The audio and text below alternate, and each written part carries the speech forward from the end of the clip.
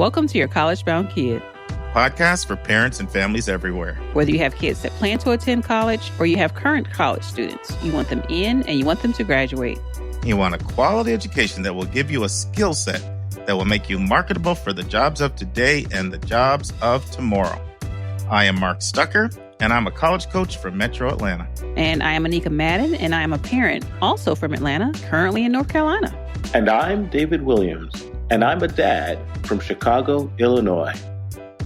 This week in the news, top colleges should grow rather than crow about rejecting nearly everyone. An article by Jay Matthews of the Washington Post. Mark and Anika will discuss what is the difference between need-blind and need-aware admissions. Our bonus content is Mark's going to discuss 10 ways to engage virtually with your college from your computer. Our interview is part 2 with William Segura, the Associate Dean of Emory, in understanding 3 models of decision-making for admission committees. And our college spotlight comes to you, James Madison University in Harrisonburg, Virginia. And friends, I am in a fantastic mood as Dave, my brother Norm's coming today. Awesome, Norm.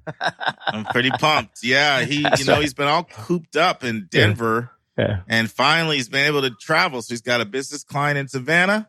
He's been in Savannah, Georgia the last 2 days, and he'll spend 2 days with us. So I'm in a fantastic mood. And speaking about family stuff, Dave, tell us about Lauren. Our listeners have heard Lauren now in her first cameo TV appearance. Oh, yeah. She got interviewed yesterday at one of the local TV stations. She was one of 3 students talking about being a first-time voter, and she discussed issues such as climate change. So I was very proud of her. I was like, Joy Reid, MSNBC, feeling the heat. I'll tell you what, Dave, you sent me the link, and she really, really presented herself very well. I need to reach out to her and tell her how good of a job she did. So that's right. She's working those angles. The young vote, doing her thing. Absolutely. I said, almost mending my heart from not going to medical school. She may make up for it yet. You'll get over it. Time heals everything. That's right. Speaking of which, friends, we had a fantastic session with Sam Prouty, who did a Zoom session it was a small group. It's like 15 of us. Good mixture, though, of students, college counselors, and parents. And I'm telling you this because if you wanted to attend that and you forgot, slipped your mind, had a conflict. This time is the first time we've done this, actually recorded it. And it was really good. And he went into a lot more than just Middlebury. He was very transparent about the state of college admissions now. If there's something that appeals to you, if you'll shoot an email to us at questions@yourcollegeboundkid.com, ask for the video, and I will send it to you. You can just watch it from the convenience of your home. The story of COVID has been we spike and then we come down and we plateau at a rather high level and then we spike again. And it looks like we're going up to the 3rd spike. I mean, we had the initial spike when we first had COVID in the early spring. It affected mostly the Northeast. New York and New Jersey got completely devastated.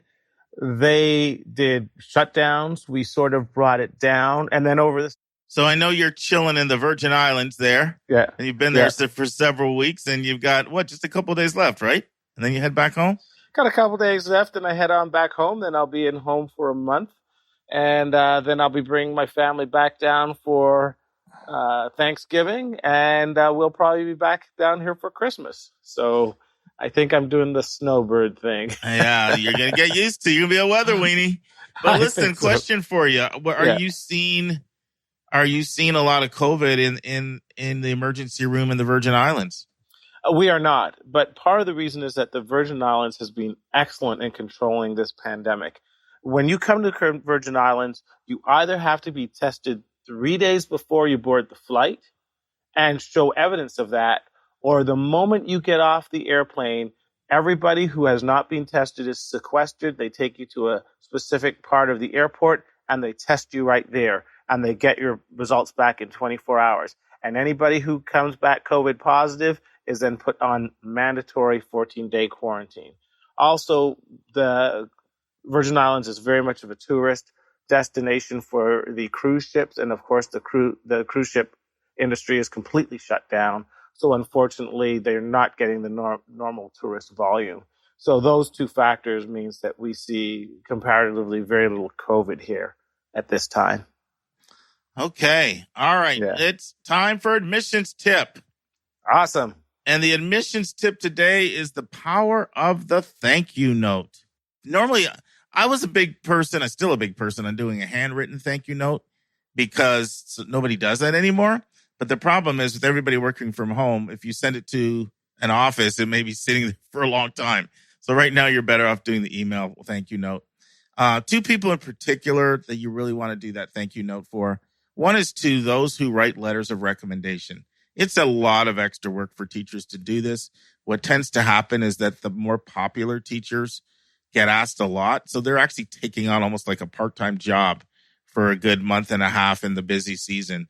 And so just a little thank you note to your recommendation writers. It will mean a lot to them.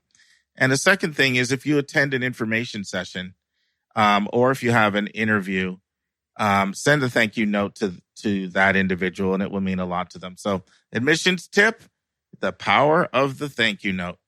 Yeah, not only to encourage, but to also leave an incredibly favorable impression of you.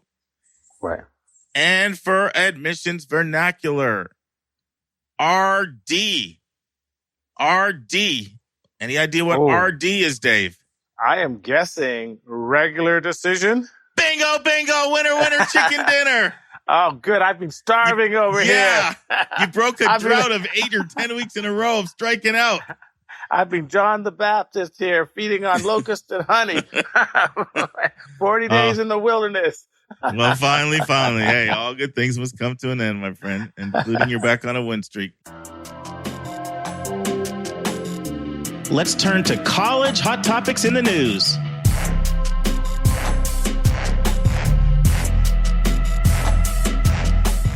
So we got a great article today, man. Take it away. Awesome. Well, there are 4 major points to this article, Mark. So I'm going to throw out the point and we're going to discuss them. This article is an article by a journalist, Jay Matthews of the Washington Post, and it's entitled Top Colleges Should Grow Rather Than Crow About Rejecting Nearly Everyone. So this is interesting because this is Jay Matthews who's summarizing a book of his fellow journalist, Jeffrey Selingo. And this is a bookmark that you have actually already talked about. The book is called Who Gets In and Why? A Year Inside College Admissions. If I remember, Mark, it's one of your major recommended resources. Yeah, in fact, I really kid you not. I try to read voluminously, like pretty much everything, voraciously, almost everything on college admissions that come out just to stay current. I do not know of a better book that explains how the sausage is made, meaning how decisions are made, as well as admissions trends, and how we sort of got where we are right now with the state of admissions. And I'm spanning over my, 2+ decades in the business of doing this. So I can't recommend it enough. And Jay Matthews, he's been, lead educational writer for the Washington Post for a long time. I've had the privilege of meeting him and talking with him on a few occasions. So he's also one of my favorites. He's been doing this for a long time. So yeah. So Jay Matthews writes the article here, in the Post, commenting on Jeffrey Selingo's excellent book and sort of summarizing. He doesn't do it like a book review, but what he does is the 4 major points. Yeah. Yeah. At the end, hey, I'm cutting into your turf, man. That's okay, man. Let you do your thing. Well, as you said, he summarizes Selingo's book, which is about a great advice book on getting in and how the sausage is made. And he boils it down to his 4 best creative suggestions for change. So let's deal with each one by one, Mark. His first creative suggestion, that of Selingo, that Matthews points out, is number 1, colleges should disclose their needs for certain kinds of applicants. Yeah, and basically what Matthews says here, and I'll read it. He says, if a college is looking for 5 specific zip codes in Florida, or for students who want to major in history, or for those interested in Catholic colleges, they should say so, Selingo says. And my thoughts on this, Dave, is that while that would, of course, be helpful for applicants, of course you would love to know what a college is looking for. To me, this falls in a category of being impractical. I just can't even imagine something like this ever happening. I'm just thinking, I'm putting my old admissions hat on, and I'm just thinking of the incredible blowback you would get when you articulated what your institutional priorities were with that degree of specificity. I'm just thinking of the lawsuits that would be generated. So while in a puritanical heaven type world, would this be great? Of course. Of course you would love to know that as a student, what a school is exactly looking for. It just strikes me as being a little impractical. And one thing I actually kind of disagree with on Matthews here. So Matthews goes on to say, and I quote, he says, this makes sense. He says, when my daughter was an 11th grader in love with certain Southern California college, her counselor sadly informed her that the campus of her dreams tended to reject students from Washington out of fear that their parents wouldn't let them go that far away. Well, you know what? Schools in California take kids from Washington all the time.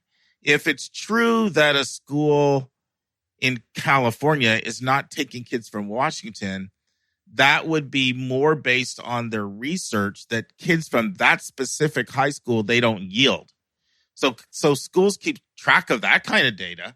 Like the last 15 kids we've taken from that school, only 1 came. But they don't broadly apply it. That's why how could they end up with kids from 40 or 50 states if they just rejected people because they thought they'd stay close to home?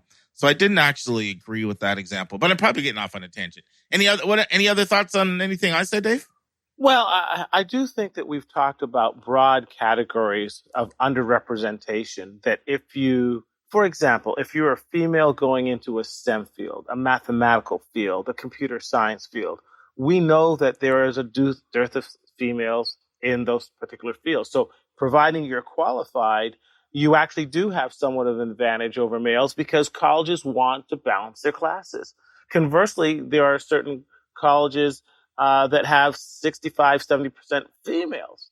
And just by the fact that you're a male applying to that college, you're going to have a demographic advantage to some degree because, once again, they want to gender balance their classes. So I think you can look at broad categories and say you might want to see where you might be a dearth at a particular college. But certainly you can't say, this year we are looking for clarinet players, a full advertisement in the page. All clarinet players, please apply. It doesn't work. Yeah, there's a lot of challenges with this. So let's say they came out and said, we're looking for Black and Latino males or Native American males, all which are traditionally very underrepresented at schools. You can just imagine the backlash that you would get if you were too explicit about that in certain circles. Furthermore, let's say you come out and you say, we're looking for more data science majors. Well, and you were going to put a little extra thumb on the scale. Then guess what? You're going to get like people that are going to pretend to be data science majors. I was actually talking with a client of mine this week about this, about undersubscribed majors and how they can play a role, especially in universities, when a student is coming, is selecting what we call an undersubscribed major. And so he asked me which ones are undersubscribed. Like, can I kind of claim one of those majors? And I said, so the problem is colleges can see right through that, because they'll take a look at your courses and your extracurriculars and everything. But that's what people would try to do. They would try to game the system. So while I think it would be, every applicant would love to know. You would love to know when you look at a school and know that information. By the way, if they were very truthful, you know what one of the biggest things that they would be saying, Dave? We're looking for full pay families. Yes, that's correct. And that's what they would have to say. Almost all the schools would say that. We're going to prioritize full pay families because we need people to help pay our bills. And then that's going to turn off everybody that needs financial aid. So I just don't see this as being that practical. To that point, Mark, I remember way back when Lauren was still in middle school, and I think you were working for an East Coast boarding school admissions, and you said they'd love you because they're looking for people from Chicago, from the Midwest, who can pay full freight. Yeah, I sure did. It's true. And then when I found out what their full freight was, I said, Mark, they could keep on looking. You'll stay right in Chicago and pay for day school, not boarding. I thought so. Hey, and all kudos to Choate and Andover and Exeter, but we ain't coming. Yeah, I hear you, my man. It all worked out for you. So let's look at number 2, Dave. Number 2, colleges should reveal what they charge students of varying family incomes and academic credentials. That's an interesting one. What do you think about that, Mark? I might tend towards that one. I mean, all these things are good. They're just things I can't see happening. So what's become common is, we've talked about on this podcast a lot, high tuition discount model. And it's based on the concept that if you walk into a store and you're buying anything, my wife doesn't know this, but I bought her a little mini fridge that should be here tomorrow from Amazon. She just sort of have like the little drinks right by the bed at night. And so if I was buying that mini fridge and it said $250, line through it, slash down $129, I'm going to feel better about that purchase than if I just come in and it just says $129. Ooh, I'm getting a deal. So that's really what the colleges have done. Jack the price up. Okay, build a large tuition discount in the form of a scholarship. Then send somebody a $10 package with a bow and tell them, have Dean call you and all this stuff and say, your kid's been awarded this incredible scholarship. That's what's happening out there. And it's actually a pretty effective way of getting a certain amount of tuition revenue out of each student and making a kid feel great, which increases your ability to yield them. But that's done. A lot of that is done targeting kids that, particularly for schools that are not, for the uber selective schools, this doesn't necessarily apply, Dave. They have the ability to not do this. But for the majority of schools, I'm talking about private schools, but not the elite of the elite, people would be shocked at how much they dip oftentimes academically to take a kid who could pay. I can't say the school. I wish so much I could say the school because all of you would know it. But sometimes I do joint counseling with boarding school college counselors when I have a kid at boarding school. And I did a joint counseling session with a boarding school college counselor because I'm working with them privately, but the students enrolled in the school. I did a session this week and, we started talking about a bunch of schools and we mentioned a school that has, let's just say they're perceived as being very hot all around the country right now. And the counselor said, it just disgusts me to see how they take mediocre full pay boys. Yeah. And then they're almost impossible for either people that need financial aid or for women to get in. And they, they parade around here like they're so selective, but I see who they admit when it comes to a full pay male boy. And so I just think that this, once again, it's kind of the same thing I said before. Yeah, this would be a benefit to the consumers if everybody could know this is how much various people pay. But this is like revealing your trade secrets. This is like the outrage would happen and they wouldn't be able to do what they do. And so I think of now here's how it could work. Yeah. It could work if it was some government database or like Roz Chetty, the former Stanford economist, he got his hands on those 20 million tax returns. That's when he produced that breathtaking study on those 38 colleges that were taking more kids from the top 1% than they were taking from the bottom 60 because he got his hands on that type of data.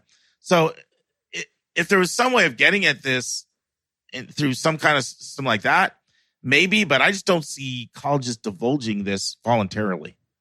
Well, this is why I think there's a big problem for the colleges, Mark. We've already talked numerous times how people's perception of the worth of college, the value of college, has really plummeted.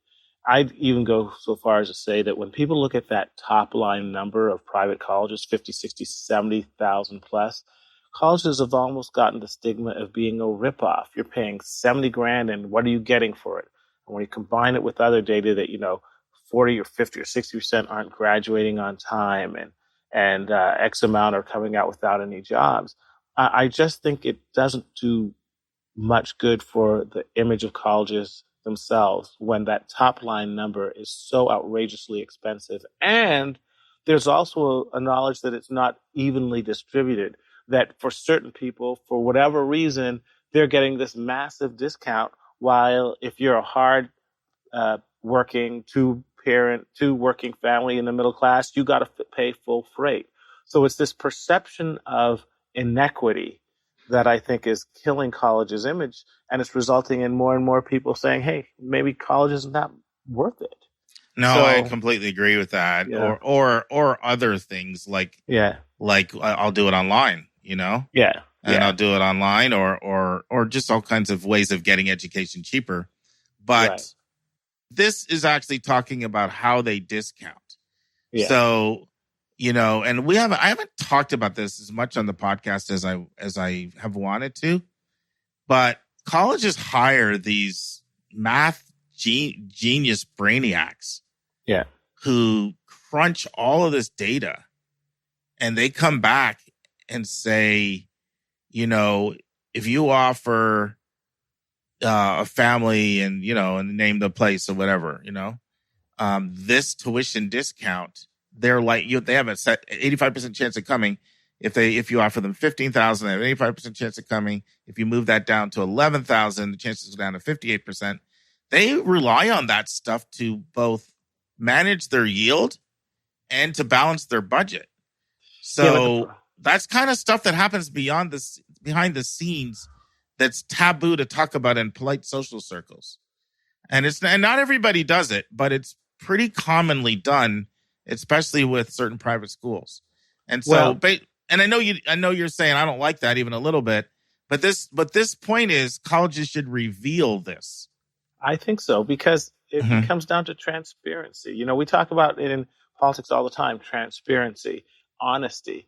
And I think part of the problem is, for a lot of people, they go so far down this college process, their child actually gets accepted. They fill out forms which talks about their expected need. They have an idea in place of what their expected need is. And then the college completely lowballs them or gives them virtually nothing. And then they're left playing catch up and understanding, why is it that we need to essentially get a second mortgage, sell our car, rearrange our family vacations, to go to college if we'd only known this at the beginning of the process. So I think it's the transparency issue that really gets people going on this one. I mean, I agree 100% in terms of what would be right. But here's a quote from the article, and I completely see this side of it. This is what it says. But colleges fear they will weaken their bargaining power if they reveal how low they may go. So this is talking about all the numbers are out there, so you can actually see sometimes, what somebody actually pays. I just don't know how they could do that, and this could be done in their best interest. But let me go to that phrase, bargaining power. You know what? In this society, most people don't want to bargain. That's why people hate venues where they do bargain. What's one of the worst experiences? Going to a car dealership, because you have to bargain. They'd much rather go to the CarMax and say, this is the price. It's a fair price. It's the true price. I know it going in. I crunched numbers. I can afford it. Let's get that car. But the fact that we have to bargain with the colleges, and ultimately we are completely at a disadvantage because the colleges seem to have all the power, because, we just can't backtrack and get our child into another college. Now we're so far down the line. It's almost like a take it or leave it scenario. I think leaves a very bitter taste in people's mouths. So I really think there's a huge issue here. Here's a good point to attest to the point you're making. Yeah. I don't know if you remember this, Davis, before you joined the podcast team, but you listened to every episode before you joined, so you may remember it. I did a story on tuition resets. We did it on our hot topic in the news. And we looked at tuition resets are when a school, drastically reduces their tuition. Correct. And people think, oh my goodness, they took like $15,000 off. What happened? And when schools that are doing this, they're doing this because they've realized that top line you talked about was intimidating people. It was pricing them out of the market. They weren't even looking. And they made a decision, you know what, we're going to get rid of all of the tuition discounting and we're just going to kind of show our fair price. And there has been a movement. It was a Mark Kantrowitz article, and it showed how 18 or 19 schools have done tuition resets the last year, when typically only about one school had done it every couple years before this. So, there may be a case for what you're saying, that maybe, the market would receive it. I guess because so many people don't know what actually goes on behind the scenes, they're actually getting away with it now. Maybe if people actually knew what was going on and that was more widespread, they'd be forced to have to do this. But because 99% of the population is benighted and they don't even have a clue about all the stuff, how it actually goes down, and it's been that way for a while, that they've been able to get away with it. And I just want to, we have two other points that we'll get to, but I just want to add in, but let me just add in one more thing. All right. I think this is now crucially important now because of the pandemic.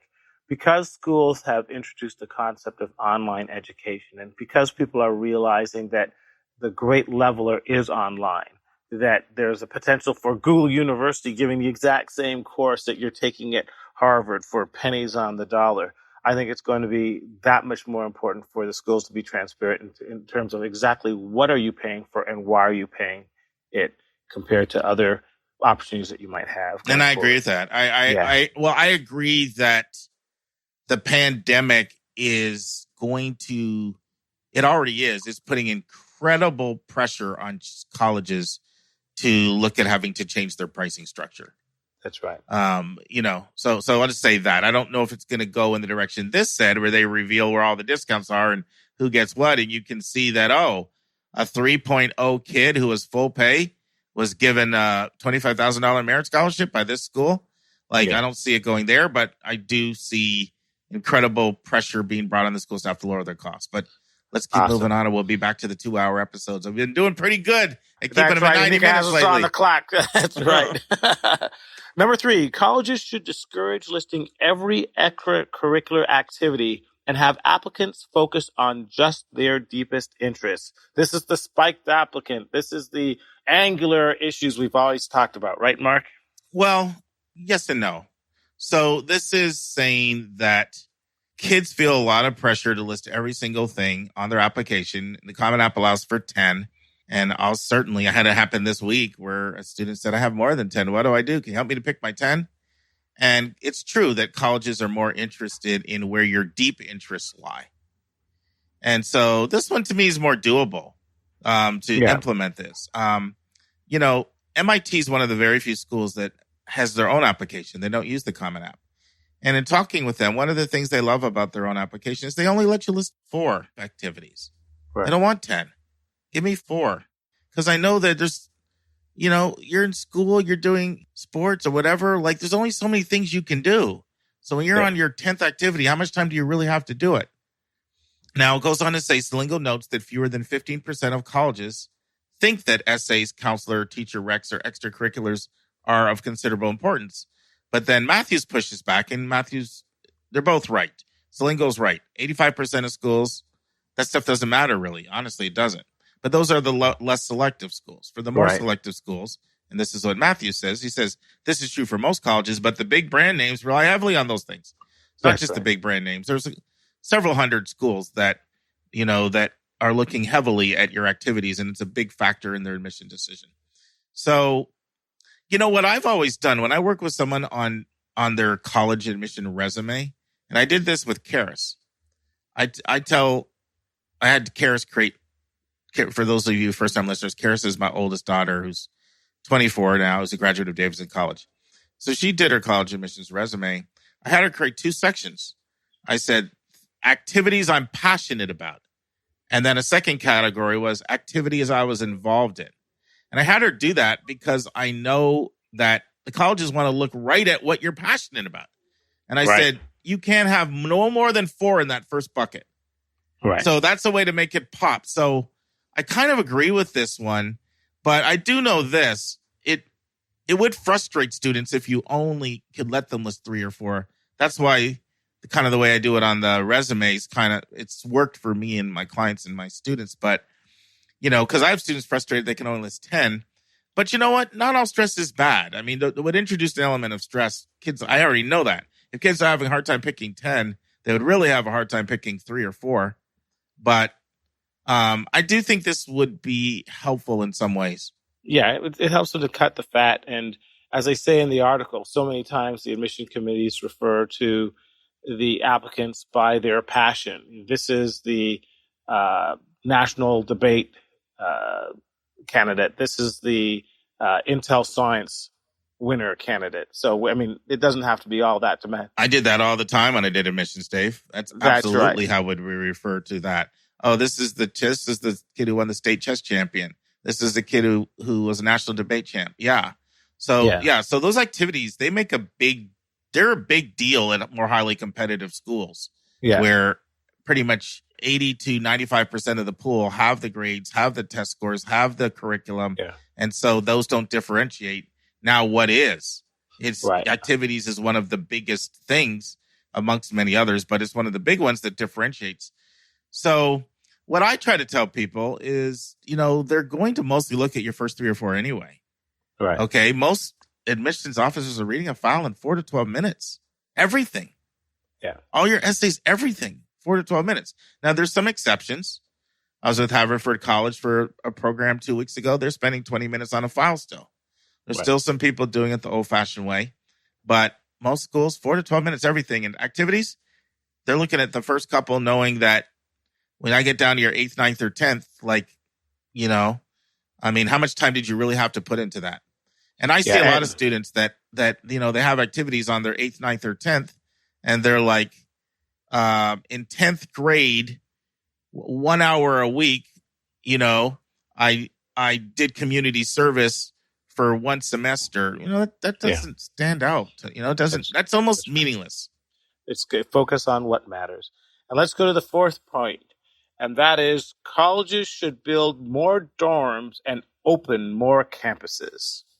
Yeah. So here he says that spread the wealth around. Now, a while ago, I recommended Scott Galloway's session, a webinar, and Galloway's been pushing for this idea as well. He's a professor at NYU. He's got a big following. He's been pushing for this concept of that, and in this article, it talks about how, look at Canada, University of Toronto, McGill, and UBC, they enroll 150,000 undergraduates. And he said that's more than the top 18 ranked schools combined. So why can't these schools spread their wealth? The problem is that's not their model. Like, their model is all kinds of resources to be spent on a few kids. It's a residential model. And they also like the scarcity and the allure that their brand has.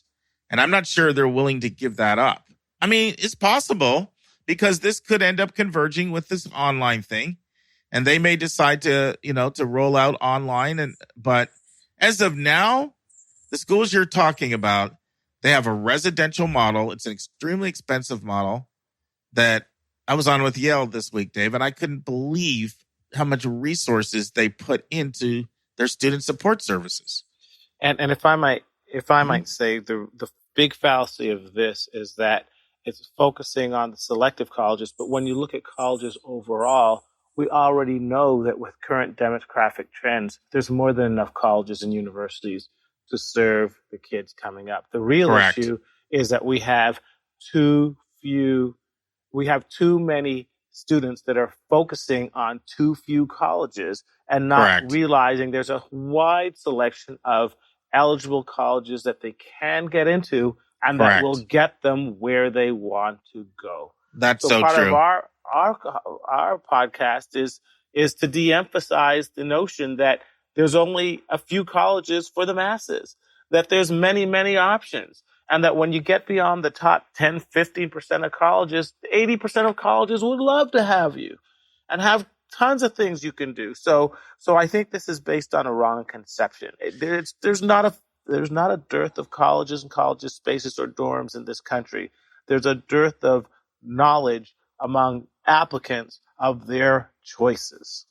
Yeah, what I would like to see here Yeah. as a focus instead is colleges need to recruit more non-traditional students. Yes. They are yes. out there. And that's going to mean being flexible. It is going to mean having more online offerings and things like that, and lowering the price point. That's just me. Yeah, we did a great article about Liberty, Arizona State, and Western, about how they've gotten the adult student, the part-time student, the online student, and they have met the students where they are, have catered to the students' needs and their lifestyle, and have been able to grow to the size of University of Toronto, 40, 50, 60,000 total overall students in the case of these universities. So, I mean, there's a huge market out there for somebody who's doing something that maybe they don't like that much. They either want to make a mid-career change, or maybe they like it, but with extra enhancement of skills, they can go from making 60,000 to 90,000. Correct. And they can do it through a 12-month program or an 18-month program. Yeah. And maybe the total program, and this is mostly going to be online, or maybe it's a hybrid version that combines online and some in person in some way. Nowadays with video, it's incredible what you can do. Maybe the whole thing costs them $10,000, and they can turn around and increase their salary by 30,000. That's one of the problems with the colleges. They're all, flipping over the same 18-year-old. I've shared this in the podcast before. Vanderbilt University mailed my daughter 29 different things, and many of them were full color glossy magazines. Yeah. And she didn't even have any interest in them. Yeah. And so I think that's really where, things need to go. And just to add to that last point, I was looking at medical professions, and one field that's been excellent at that is nursing. And the fact is, if you want to go from a nurse to becoming a nurse practitioner, you can go full-time, you can go part-time, you can go full-time online, you can do part-time online. And so you have all these, because they recognize that nurses, some are single, some are married, some are 30, some are 40, but they've been able to increase that field by appealing to every person's circumstance and give them a wide flexibility in terms of getting the qualifications for that field. It's funny you say that, Dave, because when I talked about a mid-career professional might want to make a change, it was on the tip of my tongue to use nursing as an example. Because I see all these programs out here. I see these LPN to RN programs. I see these RN to BSN programs. Convert your RN to a registered nurse to a BS, to a Bachelor of Science in Nursing, which is an upgrade. Now you go from making 55 or 60 to 100. Yeah. And all these programs are all over them because of the demand of nursing. So anyway, good throw in there. Good point. Sounds great. All right. Now it's time for our step-by-step walkthrough of the college admissions process.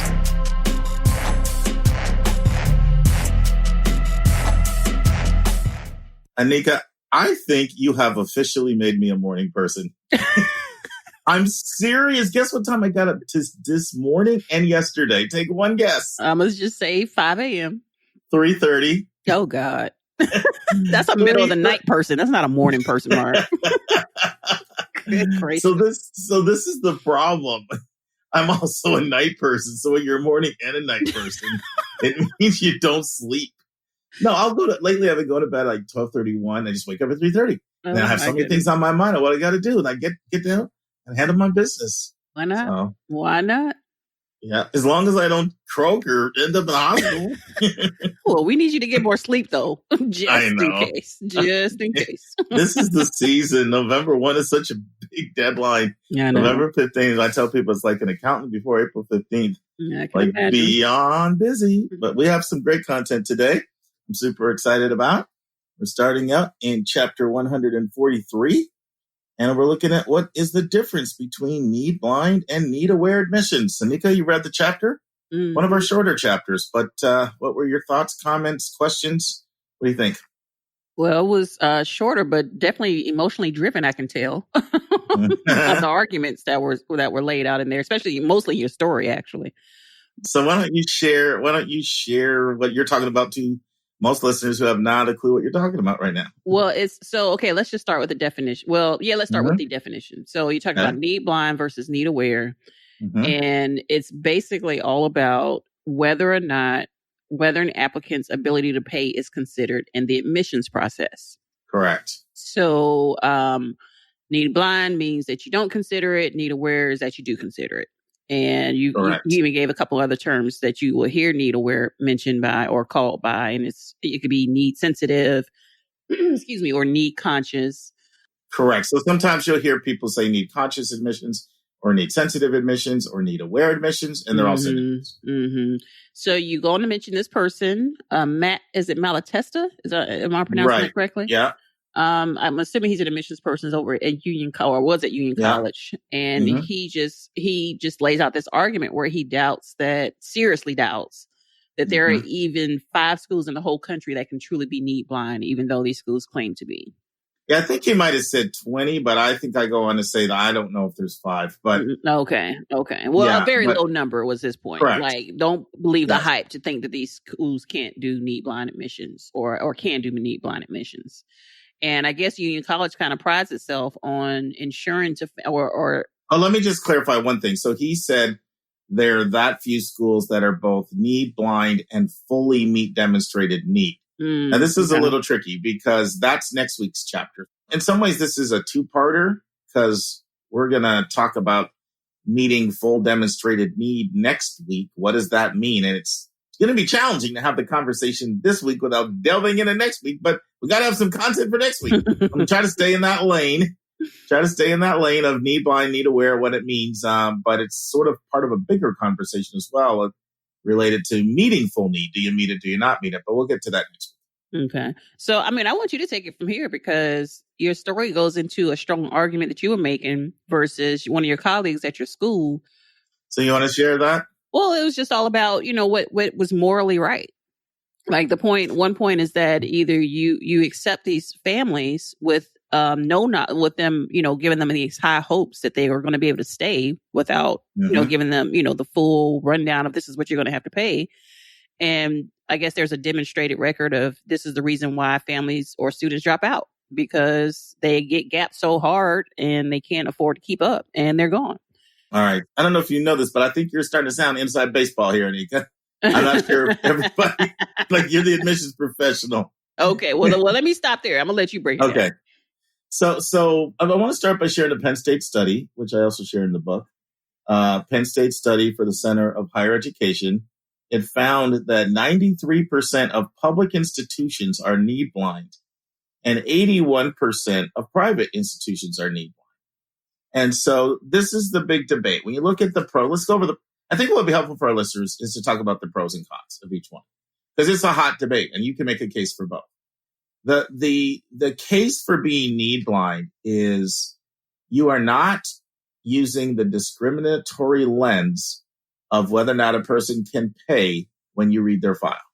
You're not putting them through that lens so that person can have confidence that you didn't look at the fact that they're going to need financial aid or a lot of financial aid and you did not, quote unquote, discriminate against them in rendering a decision to either admit, deny, waitlist, defer.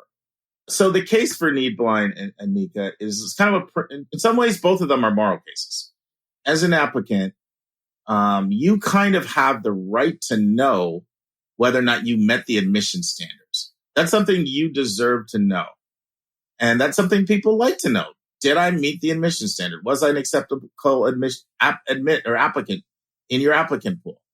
It does bother people to know that I might have been an acceptable applicant and you did not accept me because you felt you didn't have the money to meet my financial need. So in one sense, there's some moral oomph to that because, nobody likes to know that you're seeing them through the prism of their pocketbook. So that's the case for need blind admissions, and most schools come down there, which is why the study showed, 90-some% of public and 80-some% of private schools do that. However, the negative part of that is when you admit people and you can't meet their financial need, if they need, of course, this doesn't apply to people who can stroke a check. So we're talking about people that need money to go to college. But when you admit people and you can't meet their need, one, are you doing something cruel to them? Are you like invited to the party and then they can't have the food? Because how are they going to go? They can only afford $15,000 and you turn around and gave them a $50,000 bill. Secondly, are you encouraging them to act irresponsible? Like taking out Parent Plus loans, large private school loans possibly, or making, irresponsible borrowing decisions. So that's kind of the con against it. And when it comes to being need aware, being need sensitive, it would sort of be the opposite, right? Like the criticism of that is you literally looked at me through the prism of my pocketbook and didn't evaluate me on my own credentials, whether or not I met your admission standards. And I feel I have a right to know whether I met the admission standards without you seeing me through the prism of the green or lack of green in my wallet. But then the argument for schools that are need aware, but this is confusing here, particularly if they're need aware and they meet the needs of those who they admit, which we'll talk about more next week, is that you are being responsible. You're not asking somebody to do something that they're not capable of. So need aware colleges would look at it almost like, this would be one of my corny illustrations this morning, you. Yeah. At this fat, out of shape, 300-pound person who rolled out of bed and you ask him to run a marathon. Like it's not happening. So that's what the need aware people would be like. Why would you admit someone not meet their financial need and expect them to be able to do it? And it leads to gapping, a big gap between what a family can pay and what a school asks them to pay. And you're asking something of somebody that they're not capable of. The more humane thing to do is just not to put them in that predicament. And I've even heard many need-aware colleges say that they feel like they're doing a service to the family because you create this tension almost between the child and the parent. But now the child can feel like, wow, if my parent had more money, I could go. But because they don't, the school admitted me and they didn't give me the money to go. So those are kind of both sides of the argument. Any thoughts or comments so far?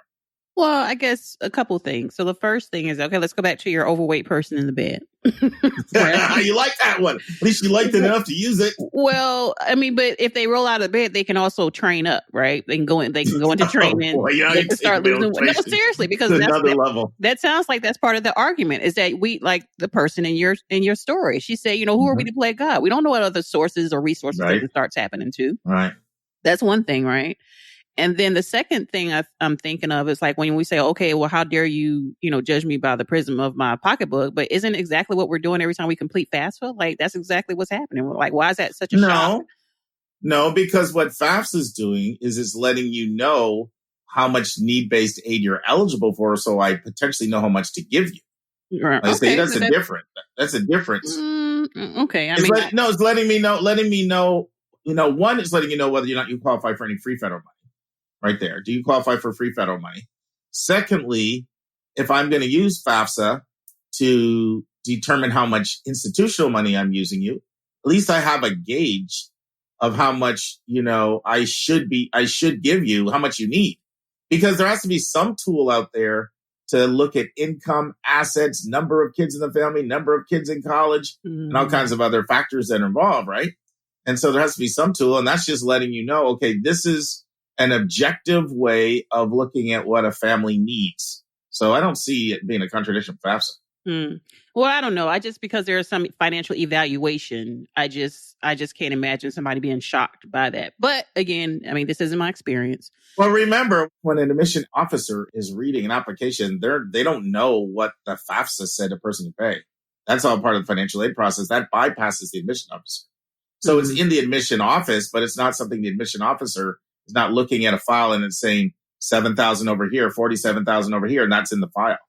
Well, how do they do it then if they're for the ones that are need aware? So how else are they knowing what if the person can pay or not? Like what tool are they using? So that's a really good question. And I'm glad you asked that because I wanted to make sure we covered this.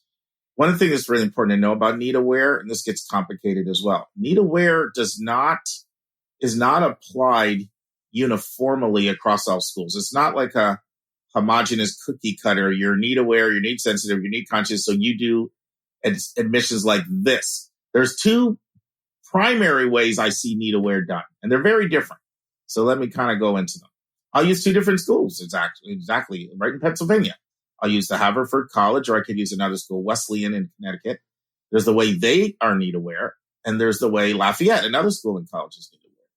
So what Wesleyan and Haverford do is they first read files completely need blind. Completely. So they initially make their decisions completely need blind. Then they get a report from financial aid. I'm just making these numbers up. Let's say a school has $20 million to give away need-based aid. Okay. Then they get a report based from financial aid that says, completely based off you making decisions, need blind, you guys spent, 25 million on financial aid, but you only had 20 million. So now what they do is they go back and look and they say, okay, we overspent. So some of the people that we admitted, we're now going to have to flip to, a wait list position. And so what they'll then do, and it's different for different schools. Some schools will look at it and they'll say, okay, what were our larger aid awards? Because obviously that gobbles up the money faster. And they may wait list the people with the larger aid awards because you got to shed $5 million off your budget. Other schools, like Wesleyan, for example, I've had conversations with them explicitly about how they do this. They look at all kinds of sophisticated metrics to look at who they're most likely going to yield. So they'll say, okay, of this 25 million, who are we going to most likely yield? And they'll tend to target their money there. And the ones that they're not likely to yield the wait list. So you can do it based on large aid awards, or you can do it based on who you're likely to yield. But in the case of both Wesleyan and Haverford, they read you need blind first, completely read you need blind first. Okay. And because those schools were recently schools that met full demonstrated need, these schools actually only have to do it for a very, very small portion of their applicant. So that it's, they have a lot of money compared to most schools, both of them. So I used a kind of a bad example. I said 20 million and it comes back 25. In their case, it may be more like 20 million. It comes back 21 or 21.5 in those cases. So, but there's another model that Lafayette uses. They get a report back from financial aid. Which of these applicants in our applicant pool can pay under 35,000? And then they get looked at differently versus ones that can pay more than 35,000. So there's a couple of different ways of looking at it and how it fleshes itself out. Did I answer your question or not? Well, yeah, but they still get a review because the question was, how do they know if they're not looking at FAFSA or whatever? But it sounds like they're getting which kind of sort of seems the sound to me. Sounds the same to me, Lord. Well, here's the difference. Either you get the report after you've made admissions decisions. Initially, after you've initially, evaluate your applicants, or you can get it sooner in the process. Or another way is, does it apply to just people with large aid awards? Okay. Is it the people that were going to get the largest aid awards that your need aware policy is applied to? Or is it applied to people primarily that you didn't think you would yield? That's different in terms of, so let's make it really concrete. I'm a student. I apply to a school. I can afford to pay $30,000. The cost is $75,000. Okay. And they run the numbers. The budget comes back. They overspent the money. So now they're going to need to take certain kids that were getting financial aid and move them from the accept pile into the, waitlist pile. Oh, by the way, there's another major method I forgot to share as well, which is you look at the ratings for applicants. So, when a file is read, it's given a rating. And one method is to look at the kids with the highest ratings and you keep them in, and the kids that were just on the cusp that barely squeaked in, those are the ones that you end up pushing the wait list. But I think I lost my train of thought, Anika. You remember what I was... Getting a little technical, huh? Friends, if you ever do a podcast, you'll learn you need to really be creative. So Nick and I were just recording and poof, my power cord died. So no big deal. We're used to technical issues. So this is Sunday morning. So we rescheduled to record the rest on Monday. And poor Anika was sick as a frog. So I'm finishing for the first time ever solo the last part of this book chapter and then the bonus section. One other thing I want to share about need aware, need conscious, need sensitive admissions. And this was certainly true when I did admissions at boarding school. I worked at a school that met full demonstrated need without loans, but we were need aware. And one of the reasons we were need aware is the business office felt like it's too risky from a business standpoint to admit kids when you see no possible way that they're going to pay. They can become a collections risk. So that's another reason why schools sometimes are need aware. So the summary for the need aware or need sensitive argument is that it can flesh itself out in multiple different ways. It can be, you look at the highest rated applicants when you're over your budget, and they're the ones who get spots. You can look at the ones with really, really large awards and push them to the wait list so you can get down to budget. Or you can look at your yield statistics and your yield projections and give your offers when you're over budget to those who you feel are most likely to yield. Those are the three most common ways I've seen it flesh out. And the other thing is some schools have more of a clear-cut number. People over this amount get a different standard, quite honestly. And I do want to say one thing. Probably 4 or 5 weeks ago, I gave an illustration of the admission process, how I see it. And I used the airport. And I talked about getting through the security gate was like the first line of evaluation. And if you don't have the GPA, grade trends, curriculum, and test scores, if it's a test optional school, then you don't get through the security gate. But even if you get through that, it's not guaranteed you're getting on the plane. And particularly for selective schools that do holistic admissions. And I shared 11 things that can come into play, everything from institutional priorities to essays, on and on and on. I'm not going to rehash that. But as soon as I finished that, I said, oh my goodness, Mark, you forgot a 12th. And since then, I've done this presentation 4 times for schools, for parents at schools. And every time I did the 12th one. And the 12th one is ability to pay. And it's underestimated, doesn't get talked about, but it is a much bigger factor than people realize when you look at who gets in and who doesn't. Now, the summary for Need Blind, 2 things. One is the one we've talked about the most so far here, which is you have the right to know as an applicant that you met the admission standard. Not seeing you through the prism of your green and your wallet. But there is a second one, which I haven't mentioned very much. Anika actually mentioned it. And that is, who are we to play God? So we can look at the formula and we can look at what it says about what you can pay. But the Need Blind argument is we don't know if, some relative is going to help out or you get a promotion. So we're not comfortable playing God. So that's the age-old debate. Need aware, need blind. Hopefully you learned something. I'm trying to do the solo thing. Okay. Anika and I are so grateful for everyone who has financially supported our podcast. It allows us to pay our staff and cover our other auxiliary expenses involved in having a weekly professional podcast. At the start of every month, we're going to start sending a special gift to anyone who financially supports your college-bound kid. I will be sending our donors this bonus content once a month directly to your email.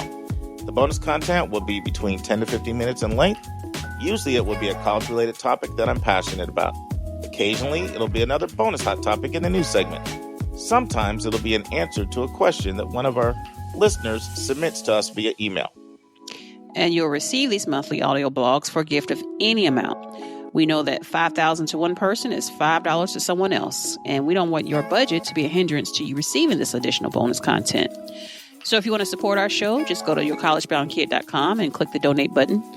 And if you've already financially supported our podcast, you will automatically start receiving this bonus content via your email. This bonus content is our way of letting our financial supporters know in a tangible way how much we appreciate you. And if you have any questions at all about our monthly bonus content, just send your questions our way. That's to questions@yourcollegeboundkid.com. Once again, questions@yourcollegeboundkid.com.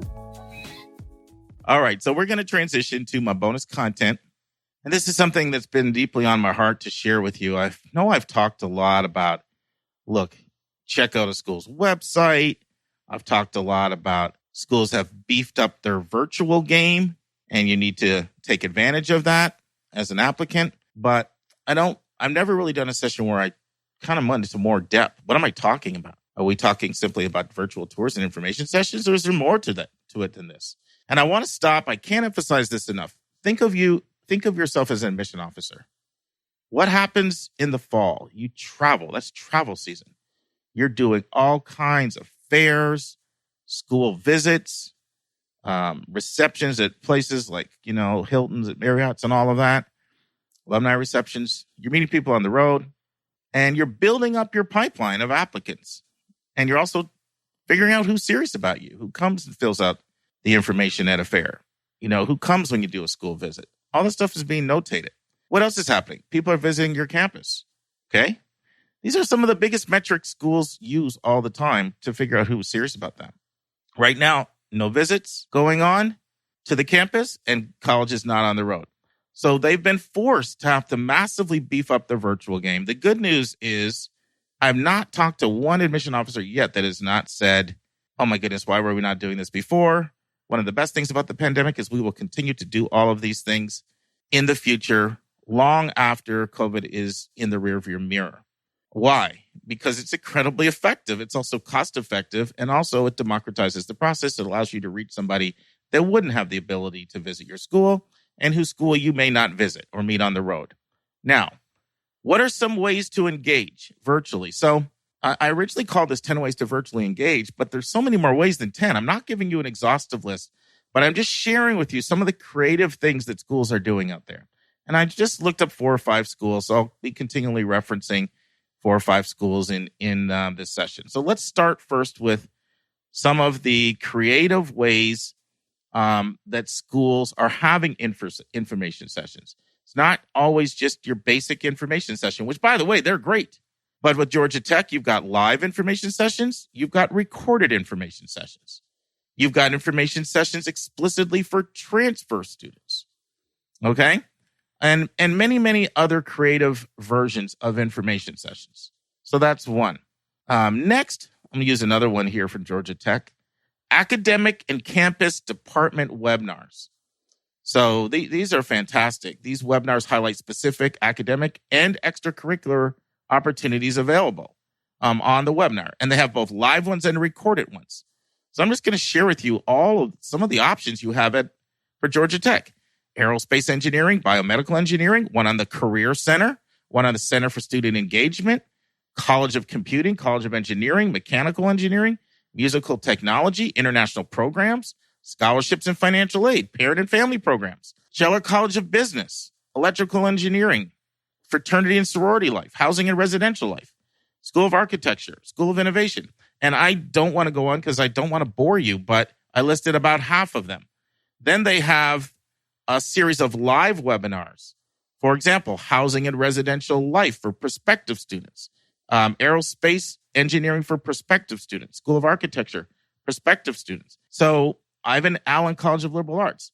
So these webinars, department-based, are one of the things to look for to engage virtually. Now, Drexel has similar department-type focused web virtual sessions as well. And all kinds of them. That's another example, highlighting their cooperative programs and co-op programs, their academic, student life, home in Philadelphia, the application process. Those are many examples of different ways to connect virtually, but there are so many more. One of the things schools have beefed up considerably is the number of virtual interviews they do. I've been talking to some admissions people and they've said, I felt like I had so much time on my hands in the fall. Not that they're not busy, but it's not the crazy busy that it was before when you're traveling 24/7 and people are banging your doors down to do tours, information sessions. So one of the things schools have done is they have either gone to interviewing, if they didn't interview before, or if they interviewed maybe a few people, they've upped their interviews. Look at Brandeis, virtual information interviews. And they're doing them before you apply in many cases, as well as after you apply. And I'm seeing more and more done by admission officers. So you'll typically see a lot of interviews done by alumni and by students, usually seniors, oftentimes senior fellows, which is a position for people that have been in a tour guide and they've been very involved, panels, kind of like a high-level position. Now I'm seeing a lot more admission officers doing these virtual interviews. So this is another thing to look for. Now, this is one of the more creative ones. So this is Drexel again. I love this one. Drexel's doing these online chats with admission officers. Well, you say, what do you mean online chats? This is really cool. This is like when you go in and you just chat, text-based chat, okay? You go in, you shoot your text, it's timed, they respond, there's an exchange of information. And then the one thing that I love that Drexel does is they actually have a transcript of all of the conversations that are saved at the end that you can access after the event to check the chat history, review your questions and answers, follow up something you've missed. So, and these are like, this is not like 15-minute chats. Like I'm looking at one that got scheduled right now from 10 a.m. to 4 p.m. 6 hours of one of these chats. All day, they call them all day one-on-one chats. Something that you never would have thought of before. It's just an example of how schools are being creative. Another thing that Drexel has is their student stories. Now, these are video recordings of the student experience, but multiple different students, multiple different perspectives. Let's go to Wellesley College. They're doing something really creative. It's called their Amplify Leadership Series. This is a cost-free online series brought to you by Wellesley College, focusing on amplifying your voice, empowering change, and redefining leadership. So it's a series of like lectures. They're interactive as well, where you can learn about the school. You can sign up for. And I have students that are doing them right now. Now, Davidson College, they do something pretty cool, and Drexel kind of does it as well. It's called an admission intensive. So here's how it reads. Join Davidson admissions team for a workshop series designed to prepare you for college search and application process. Sessions are for rising juniors and seniors with the option for parents and mentors to attend in the evening. Each workshop has been designed by a team which may consist of the admissions staff, partners, and college counseling colleagues. And it says, our goal is to provide you with a broad scope that will serve the participants regardless where they apply. So what this is it's like the admission office giving you advice on the college process. Things like do's and don'ts with your essays, recommendations, advice, and on and on and on. And you learn a lot. By the way, that's something Drexel also does. That Drexel calls them application preparation workshops. Another thing Davidson does, which I really like this, they're called case studies. So basically, you get to know what it's like to read and review an application, to participate in committee decisions. They break up the students into different committees. They normally have past files that have been read. This is one of my favorite things to do when I visit a school. My favorite way to do these is you have to read 3 files. You're allowed to waitlist 1, deny 1, and admit 1, and you debate amongst your committee after you read the file which one you would admit, deny, and waitlist. And it's a great way to integrate all of your knowledge about how this process works, learn how the committee process works. Of course, this all has to be vetted through their legal team. So more recently, I'm seeing schools, instead of just using a past student and changing their name, they're actually like conflating a few different kids. So it's not an actual case, but it's more of a typical case, which is a kind of good way to sort of legally protect them. But it's a phenomenal way to kind of learn how all the pieces come together and to do it in a real life experience. By the way, Davidson's got one coming up, so I'd recommend you sign up for that, students and parents, to learn how this process works. October 28th, I'm pretty sure is the date, where they've got one of these Davidson College case studies coming up. Drexel does virtual receptions, hosting virtual receptions for prospective students located in specific areas. So they target an area and they have a reception virtually just for that area. So, for example, Drexel's got one coming up for Maryland and Virginia. They've got another one for New Jersey and New York. They've got one for PA. They've got one for the New England region. And then they have them internationally for Pakistan, Central Asia, and East Asia. Colleges are doing international info sessions just for international students. And then a very common one is the virtual open house, something Drexel also does. Live academic sessions, chats with students, admission reps, alumni panel, all in one. Oftentimes these are half day or even longer than that events where you get the full-blown experience of what it would be like to talk to a lot of different people. They might have a panel on technology or panel on financial aid or panel on student life or housing and, weekends. And so you get kind of that broad exposure. Very, very common to see that. A few others, and this is like the 12th, 13th, and 14th. So, like I said, I'm not even stopping at 10.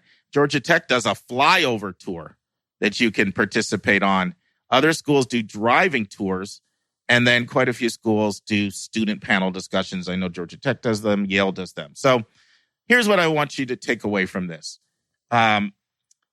schools are doing things they've never done before, and they're adding things even as the year goes by. So you have to frequently check their website.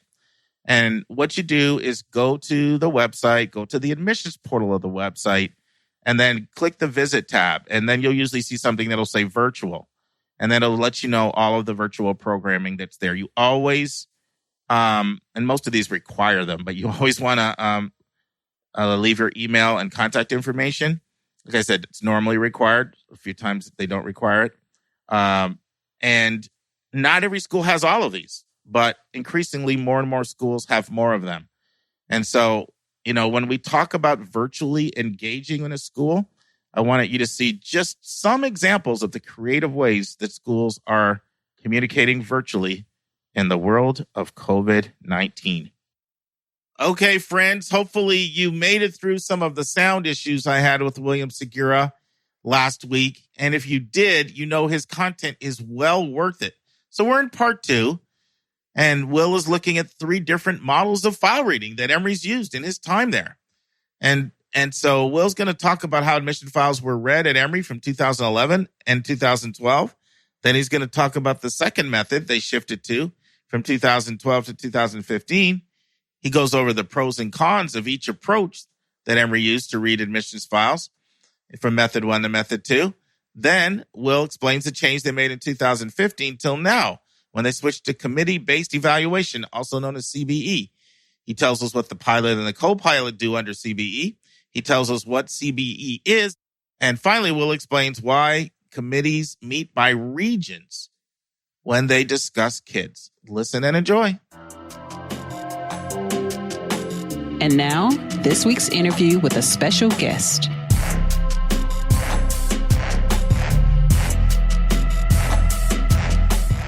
Awesome.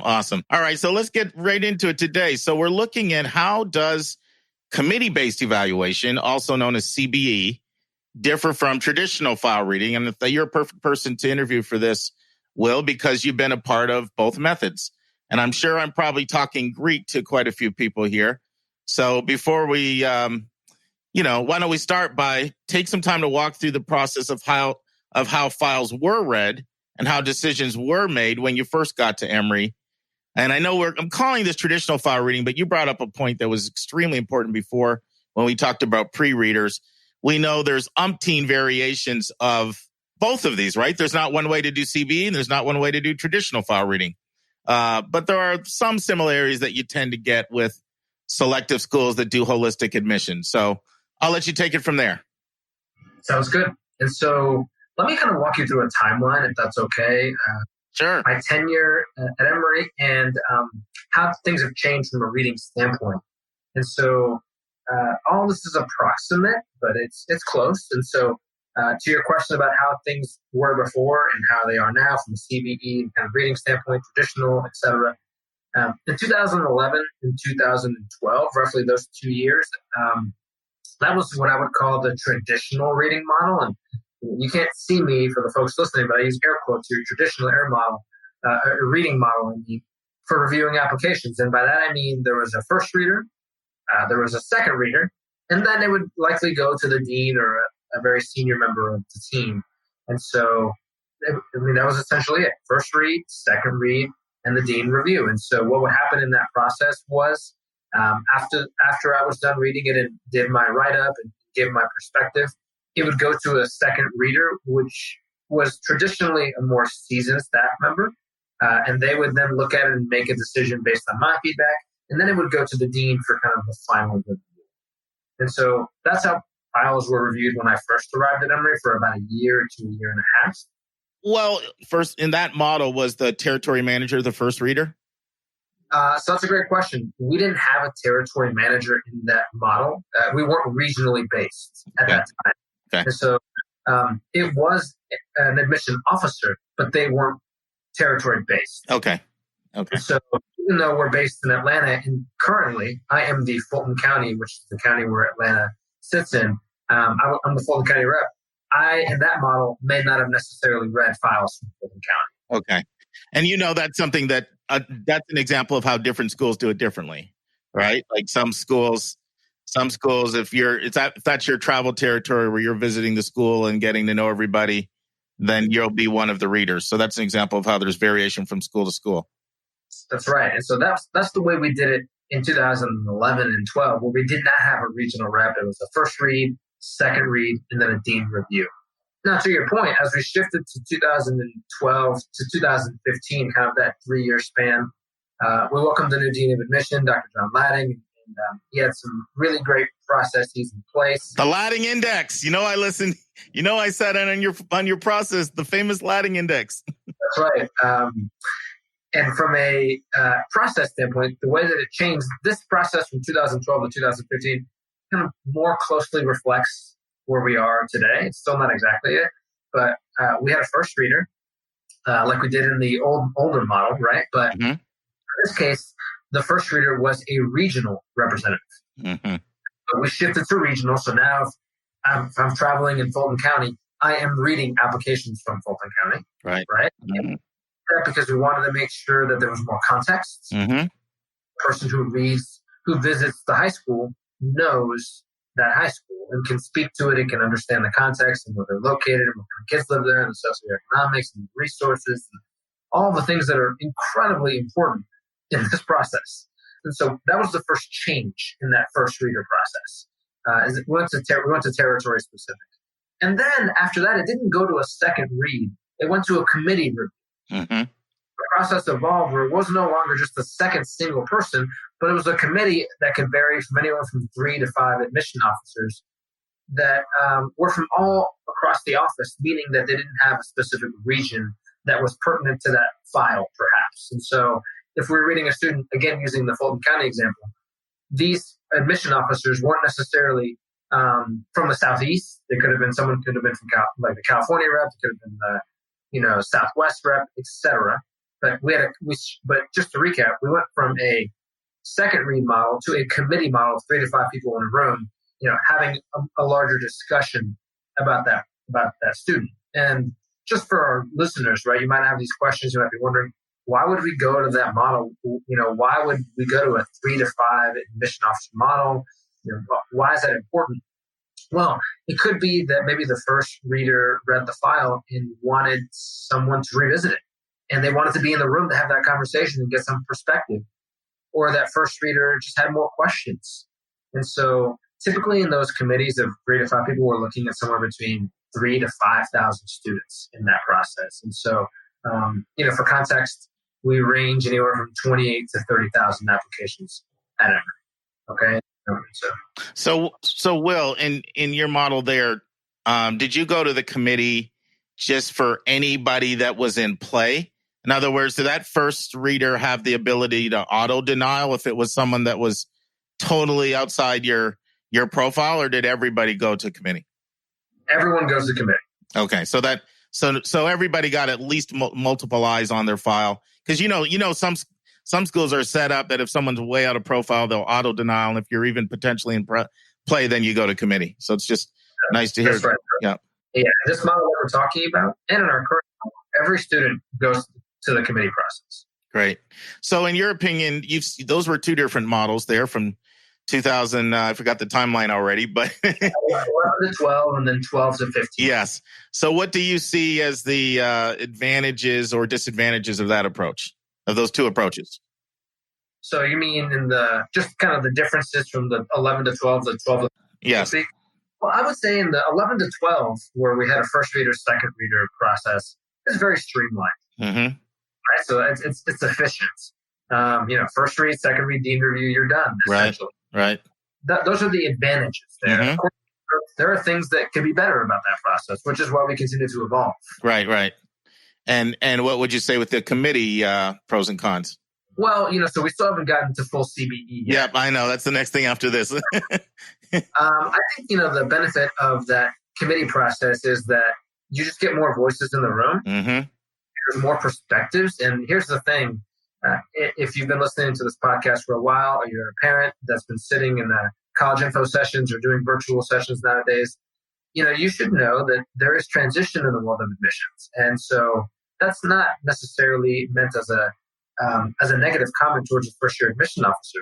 By all means, But what I mean is that if you're the new representative in the school territory and you're the one making a decision for a school and a student, that's a lot of responsibility and weight on someone's shoulders.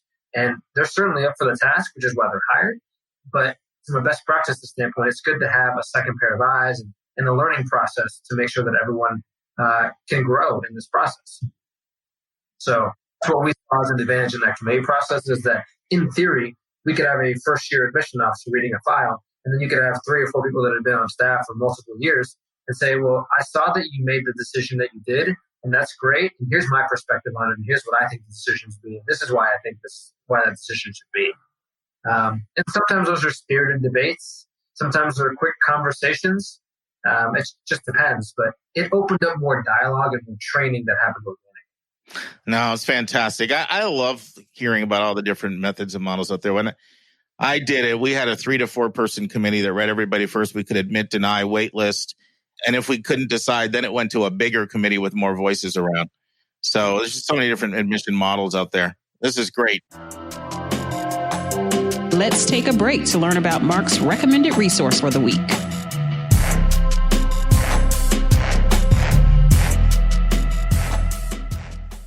You know, we get about 5 recommended resources emailed to us a week on average at questions@yourcollegeboundkid.com.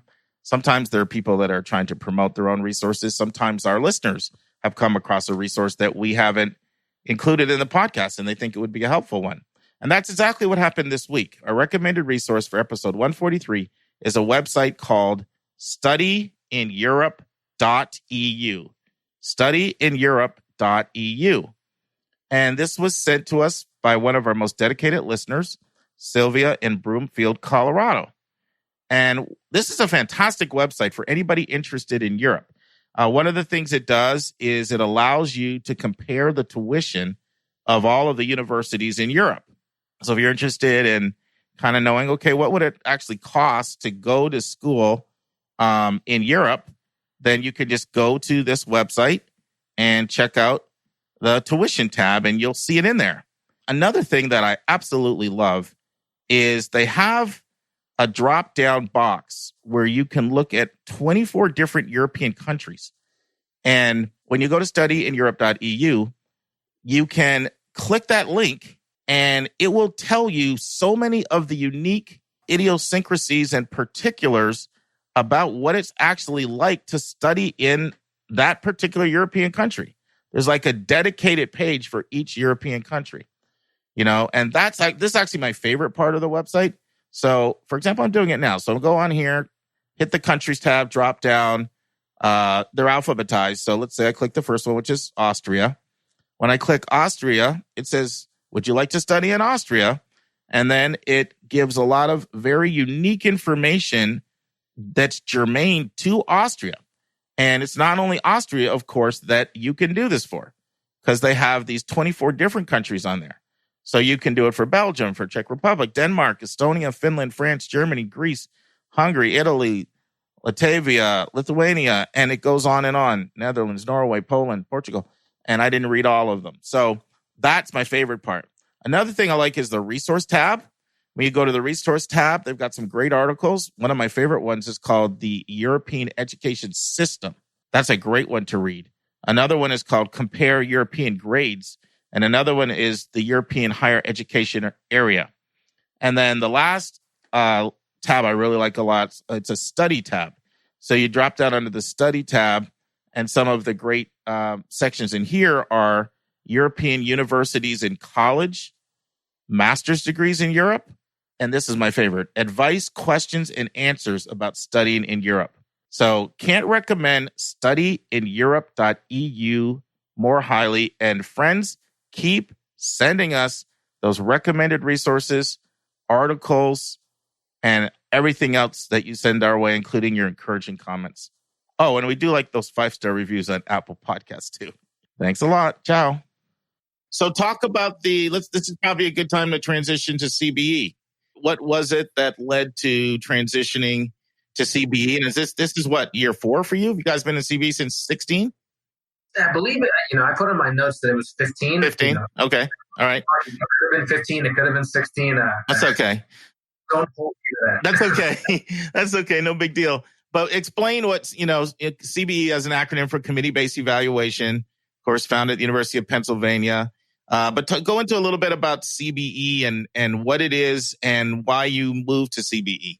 Yeah, so if it's okay with you, Mark, I'd love to just tell you kind of how our process has evolved now in CBE. Yes, all right? Absolutely. And so, we've talked about how it was from 11 to 12 and from 12 to 15 and from 15 to present, from 2015 to present.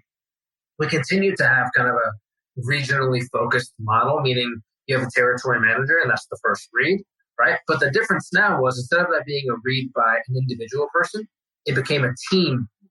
And so you have a regional representative, which, for example, could be me. And then, Mark, if you worked in our office, you could be the other person in the room reading the file with me. Right. And so just one person on that file, CBE made it so that we could have two readers incorporated on that first read.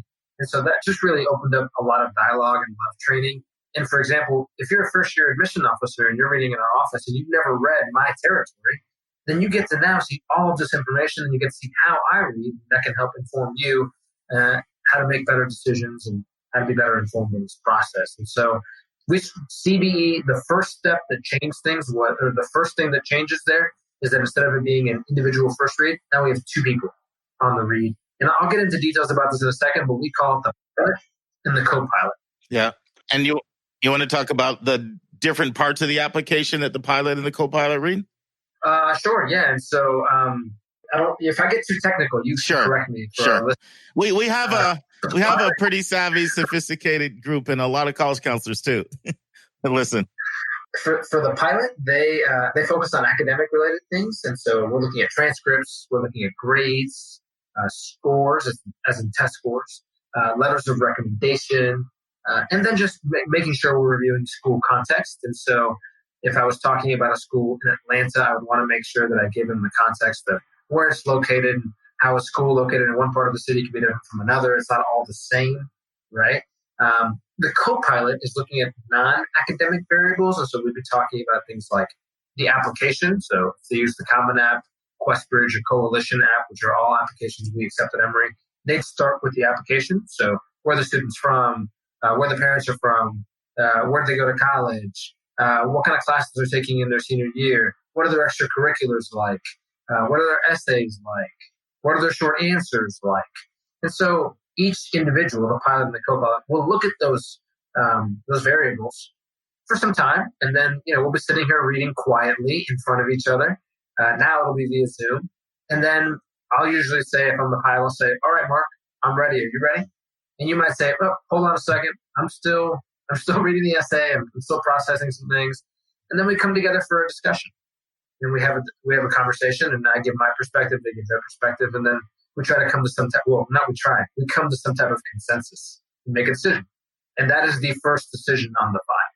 So, I mean, that answers kind of what they do, but just to kind of continue to go down the funnel here. Once that happens, what happens after that is it goes to the committee review, which is similar to the process we talked about from 2015. Confused from 12 to 15, kind of that second iteration of reading. We go to a committee model, but now the difference is that it's not a set of committee members from across that are representing different regions. We are regionally based. And so earlier in the conversation I shared with you all that I chaired the Southeast Committee is because we have a committee of admission officers who represent the Southeast. And so there's someone who represents some parts of Georgia, someone who represents certain parts of Florida, certain parts of Alabama, etc. And then we all come together and read applications as a committee in that second tier. And so we all have that regional context. This is really, really important. And so in that committee, previously in our former model, it could have been someone who read Texas or Illinois or New York. Now that won't be the case in our CBE model as it sits today. It's regionally based committees just to continue to provide more context. And when you say that's really, really important that it's regionally based, from your experience, what's the added value of having a person, maybe a contiguous state, or at least in the region, as opposed to, Oregon or Washington or someone, 3,000 miles away? Yeah, I mean, well, first and foremost, I think my my verbiage could get us confused here. When I say we're all based out of Atlanta, Right. but regionally in the sense that we all read different territories, right? And so we represent and are experts in those areas. So the value that we would see in that, Mark, is that, for example, in Gwinnett County Schools, which is one of our large counties here in Metro Atlanta, they add a certain amount of points to their high school transcripts. Right. And in Fulton County, in some schools, they might do the same. Yep. And so 7 points for honors class. I know it. That's right. And so someone who doesn't know that might say, oh, well, this student got 107 in their AP US history class. And if they add 10 points, anyone on our committee from the Southeast could say, no, that's not 107. It's a 97. And we can just keep the conversation moving quickly and efficiently. And everyone understands what those variables mean. Or they could say something like, oh, well, this student does FLVS. And if you tell someone who covers the Oregon territory what FLVS is, they'll say, what is that? But we would know it's Florida Virtual Schools. Right. So I guess what I'm hearing you say is there's enough similarities within the region so that someone from Florida or Charlotte or Tennessee may be more likely to be attuned to certain things that someone in maybe, Rhode Island or Wisconsin may not, because, there tends to be similarities that permeate a region, not just a particular state. Is that the point you're making? That's right. And I mean, also, prior to coronavirus, COVID-19, there was also the perspective of we always wanted to make sure that we had someone available to greet our staff, even if that regional representative wasn't available. And so if someone visit from a school in Fulton County and I wasn't available, we could call upon one of our other committee members to come out and say hello and be a strong representative and give them the Emory service and kind of welcome that we think is appropriate to make sure that we welcome them and have that expertise and be able to speak to it. So just customer service. No, that's great. Next week in the news, American college students look north to Canada and savings. There's a collaborative article by the staff of thebestschools.org. Mark and Anika will discuss what does it mean if a college meets full demonstrated need. Our bonus content is Mark is going to discuss how colleges are using demonstrated interest in the age of COVID. Our interview will be part 3 with William Segura, the Associate Dean of Admissions at Emory, on understanding 3 different ways admission committees make decisions. And our college spotlight is the University of Delaware. By the way, friends, I have to tell you guys have been bringing your game, because all of the college spotlights we've been doing, whether it was Ball State last week or James Madison this week or Delaware next week, they've all been generated by you. The requests we have. I have a whole document of requests from listeners. I had another one come in for Williams College this week. So this week, James Madison University, also known as JMU. And JMU is a public research university in Harrisonburg, Virginia, founded in 1908 as the State Normal and Industrial School for Women, right in Harrisonburg. And the institution was renamed to Madison College in 1938 in honor of the president, James Madison. And then, of course, it became James Madison University. That happened in 1977. James Madison is situated right in the Shenandoah Valley, just west of the Massanutten Mountains. And the nickname for JMU is the Dukes. Now, it's a special place in my heart because, Dave knows this, we have family reunions there, and I go there all the time. I was going 2 to 3 times a year to this part of the country, 10 minutes away from James Madison, to stay at Massanutten. And Dave knows there's been a couple family reunions we've had there that he has always had a last-minute conflict with, but his brothers all came, and we had a great time. But love this place, love the mountains, beautiful views, the caverns. The Shenandoah Valley is gorgeous. It's a 200-mile area that stretches from the Blue Ridge Mountains to the Allegheny Mountains. Now, as far as the school, get ready to get some cardio, because there's some hills. Their hills will rival Pepperdine Hills. You're going to do some hill walking there on that campus. But It's about a 15-minute walk from the East Campus to the main campus, and they've got lots of transportation. They provide busing, on-campus busing, bikes, skateboards, you name it. It's a 700-acre campus. It's a very windy campus, probably because of the mountains. And that area can get, average temperature of 25 in January. So you think of Virginia, Southern Virginia. That's Chicago temperature. Yeah, no, it can get cold. It can get cold, but it's pretty campus, a nice lake running right through the campus. A lot going on the campus right now. Construction everywhere. By the way, friends, when you see construction everywhere, that's a good sign.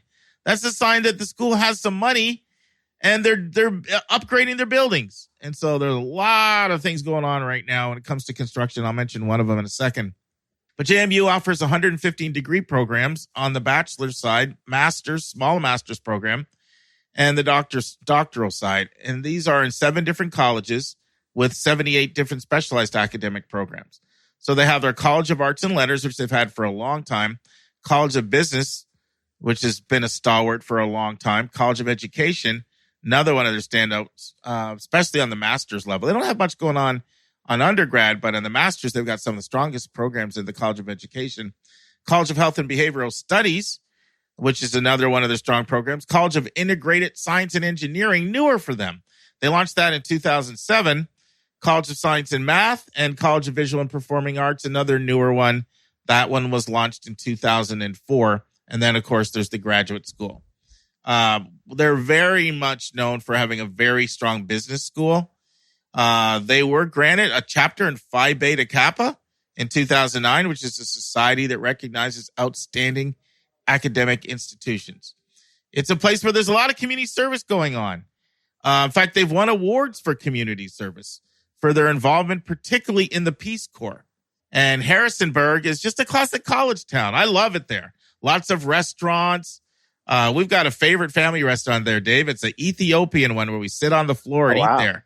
Yeah. So I'm craving some Ethiopian food when I talk about JMU. I love Ethiopian food. Yeah, so do I, But, there's a lot going on there. Some of the things we love to do in Harrisonburg, go-karting. We love going go-karting. And there's a great farmer's market right downtown every week.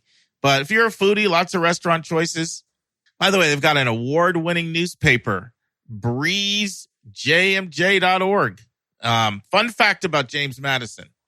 Yeah. It is the largest collegiate marching band in the nation. Oh, wow. How big is that? 535 members they're nicknamed the Marching Royal Dukes, and they've performed at all kinds of venues, including the inauguration of President Clinton, President Bush, the NFC title game between the Washington and Dallas.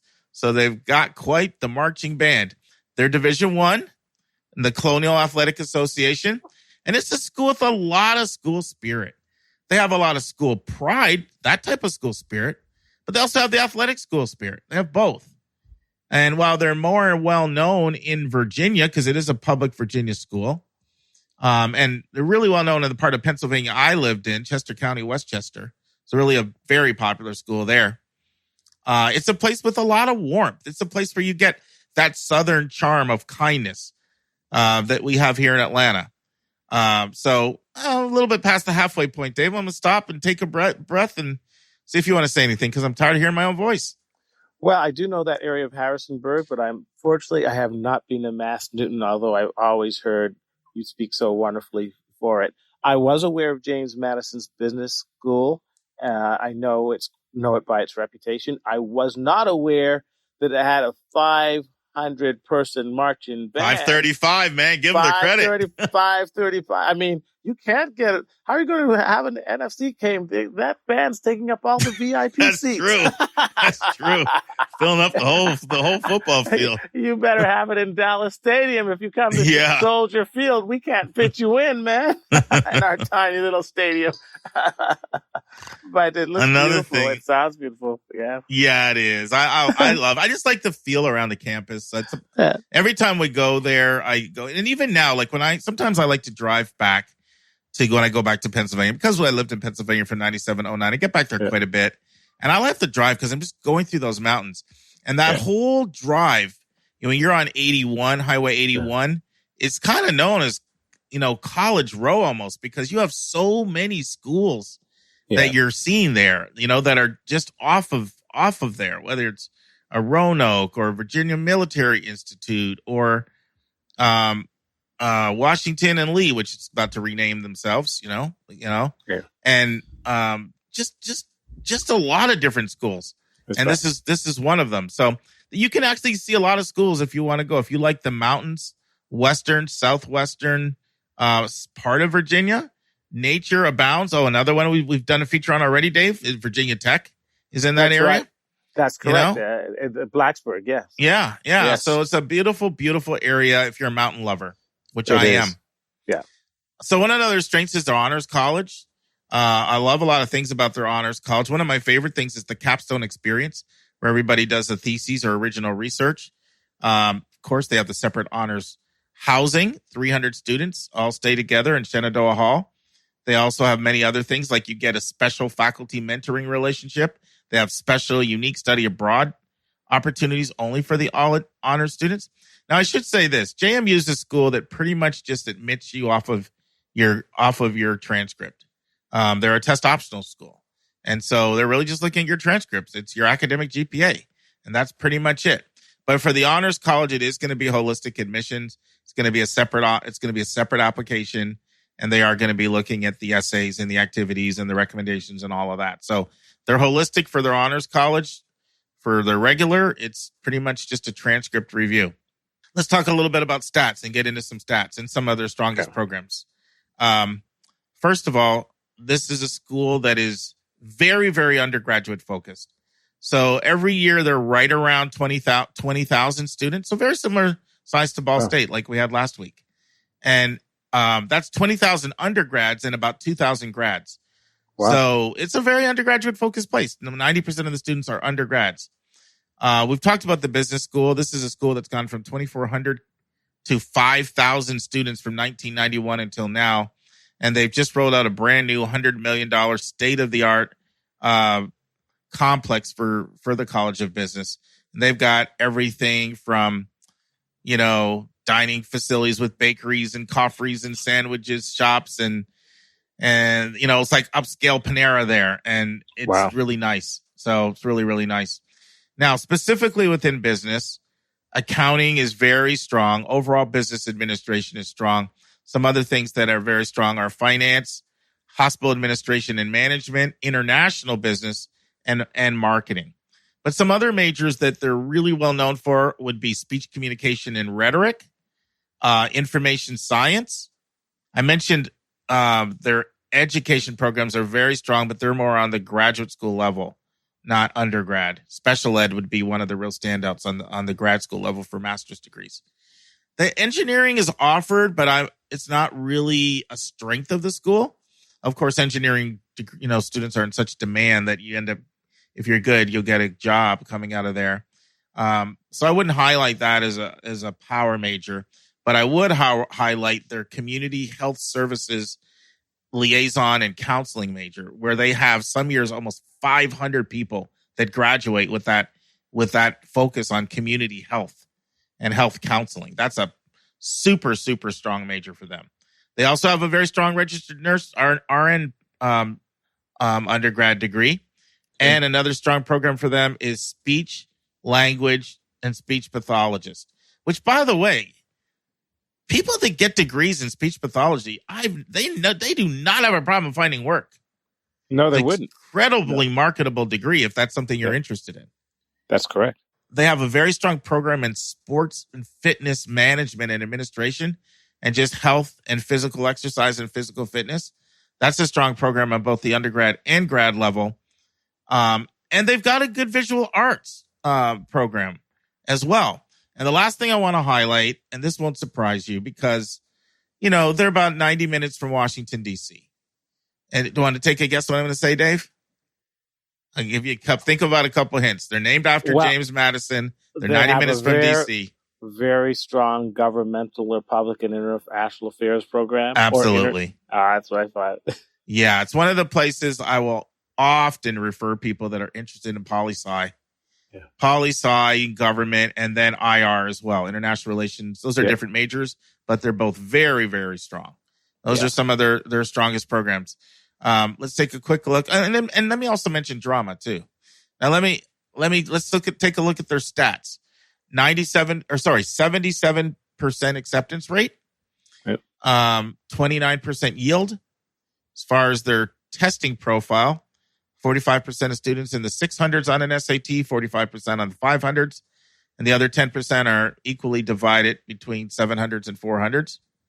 On an ACT, 15% are getting 30 to a 36, and 55%, 24 to a 29, 30%, 18 to 23. So they can accommodate a range of students. But they're test optional, though.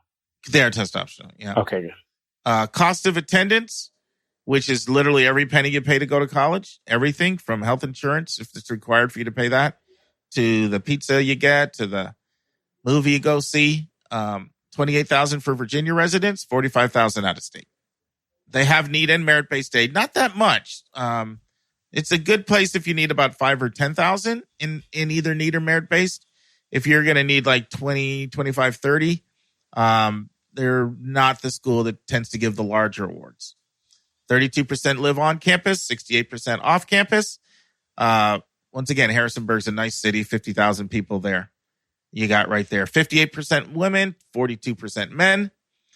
And as far as some of their racial ethnic breakdown, 76% white, 7% Latinx, 5% black, 5% Asian, 5% multiracial, 2% international, 14% of students, technically 1.6% international. Let me be a little bit more precise.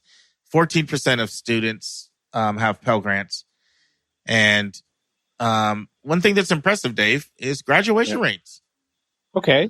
Really impressive graduation. First of all, they have a high retention rate. 89%. Right. It's a high retention rate, especially for a school that's taking a decent range of kids. That's right. And then the 4-year graduation rate is 68.6, which is above the private school average. The 5-year graduation rate is 82.9. Oh, that's outstanding. Yeah, it really is. Truly outstanding. Yeah. And it's a community. And at schools like JMU, I used to think it's hard for a school to have a community at 20,000, but you really can. 20,000 is still manageable for you to really have a community, and they do a good job with it. So any takeaways on JMU? Yes. So some of the top majors: business, government, international relations, visual arts, speech pathology, very solid. Has an RN program, which is near to my heart in terms of the health professionals fields. Sports management, strong. Sports management is very strong. Very impressed at that 82% 5-year graduation rate, because to me, that's return on investment. Oh, and I don't forget, I can't not mention the community health services, Dave, because they have literally, that's their biggest program where they graduate more people in that than anything else. Somewhere like between 450 to 500 people graduate every year with degrees in there. So I just had to get that one in. Yeah. That's impressive. It's not that, we talk about transparency, 45,000 all in as an out-of-stater, considerably less if you're in-stater. That's pretty darn good value. And we often talk about schools that are, great schools for good students. This is one. The SAT scores are solid, but it doesn't have to be genius level, and you can be test optional. So great opportunities for students. And the fact it's an hour and a half away from DC, so you almost have that best of both worlds. You're a weekend trip away from a great, great city, and you're in the heart of beautiful mountains. So there's a lot to, and you got a 500-person marching band. Yeah, and by the way, they're another school I never mentioned. They're about 30 miles from Charlottesville, which is where UVA is. Okay. But the other thing I love about this school is they have that school spirit that a lot of students want. Yeah. They can do the Division I and the games and all that, but yet they also have a sense of community, and students support each other there. And it's a college town. I always have a soft spot in my heart for towns that revolve around a college. Well, the most important question though is, who's their mascot? Because I know they have the hokey bird breathing down their necks there. So they have a Mr. Duke. You know what? I never looked up the mascot on this one. You gotta look up the mascot. I do, especially after the Hokie bird. I'm going to look that up. I'm going to do the Dave and go online while we talk and look up James Madison mascot. I did think I remembered reading something about Duke, but maybe it was about Madison. Let me see what we got here. Maybe this. The Duke dog. That's what it was. Dog. Okay. Yep, the Duke dog. Okay. I remember something about Duke. Yep, the Duke dog. In fact, is that an actual breed, or they just created like the Hokie bird? No, it's like you look at the dog. He looks like he'll tear my face up. Okay. Listeners don't know this, but Dave, you don't even know this. My first job I ever had, I was 9 years old. I was a paper route, and a dog named Blackie bit me in the face. So I've had a little bit of a dog aversion ever since. Well, I think we have a lot to recommend James Madison. A great school, solid for good students, great area, lots of major opportunities. Big school, 90%. Oh, yeah, that's the other thing. 90% undergrad at 20,000. Yeah, I like that a lot. With some good Division I school spirit, I think it's probably a real fun place to go, Yeah, and it's nice to have schools like this that you don't have to be a 4.0 kid to get in.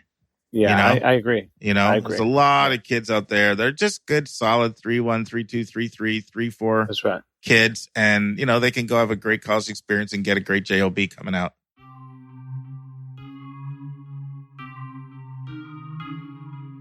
And that's our show. A big thank you to you, our listeners, for tuning in this week. Your College Bound Kid is produced by Dave Visaya of podcastengineers.com. If you find this podcast helpful, it would help us tremendously if you would subscribe and write us a review on your favorite podcast listening station. And please be sure to click the share button and send this to someone you know that can really use this information. The amazing music that you hear is by Victor Allen Weeks. Our image editor is Tauha Khan. Webmaster is Stalianos Dimitru. And marketing designs are by Kimberly Blass. And if you want to get a copy of the book, 171 Answers to the Most Asked College Admissions Questions, you can go right to 171answers.com. And if you want to have a college coaching session with Mark, you can send him a text to area code 404-664-4340. And if you have a question or a few questions that you would like to ask us, and we'll include them on the show, you can just email us at questions@yourcollegeboundkid.com. Every week, we'll take one question and include it in the episode. We don't like your questions. We love your questions. So send them our way. And by the way, check out our website, yourcollegeboundkid.com. Again, we thank you for tuning in, and we look forward to meeting with you again next week.